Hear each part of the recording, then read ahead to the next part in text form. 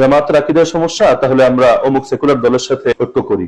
আমার এটা বুঝে আসে না যে আকীদা বলতে যেটা বোঝায়, জামাতের সাথে আমাদের যে আকীদার দ্বন্দ্বগুলো আছে এগুলোর ভিত্তিতে এই পর্যন্ত জামাতকে সরাসরি কাফের কিন্তু কেউ ফতোয়া দিচ্ছে না।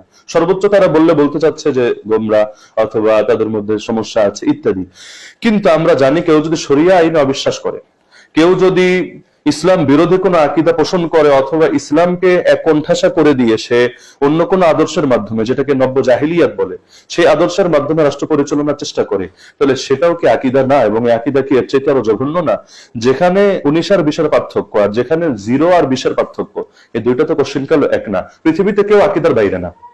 কাফেরেরও আকীদা আছে, নাস্তিকেরও আকীদা আছে, সেকুলারেরও আকীদা আছে।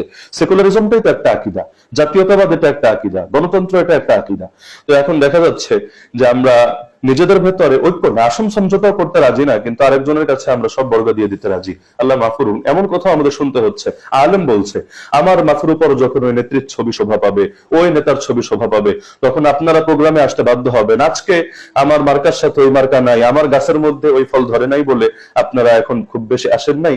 আর যদি আমার মাথার উপর নেত্রীর ছবি থাকে সবাই আসতে বাধ্য হবেন। মানে আত্মমর্যাদা বোধ কতটা মরে গেলে মুখ থেকে এরকম কথা বের হতে পারে। এজন্য আমি মনে করি একান্ত যদি ঐক্য নাও হয়, আল্লাহ না করুন, তারপরে প্রতিটা ইসলামী দলের নিজেদের স্বাতন্ত্র্য, নিজেদের আত্মমর্যাদা বোধ রক্ষা করা দরকার। হ্যাঁ, কোন সেকুলার দলের সাথেও যদি ঐক্য হয়, নির্বাচন কেন্দ্রিক ঐক্য, সেখানেও নিজেদের আকীদা এবং অবস্থান স্পষ্ট থাকা দরকার যে আমরা সেকুলারিজমকে সমর্থন করি না, শরিয়া আইনে অবিশ্বাস করাকে আমরা সমর্থন করি না, বরঞ্চ এই ক্ষেত্রে আমাদের অবস্থান এটা। এরকম ভাবে না বললে মানুষের ঈমান হুমকির মুখে পড়বে। তো সর্বোপরি আমার কথা হলো, স্বাধীনতার পর থেকে একটা বড় সম্ভাবনা যেহেতু আমাদের তৈরি হয়েছে, এই সম্ভাবনা কাজে লাগানোর দরকার।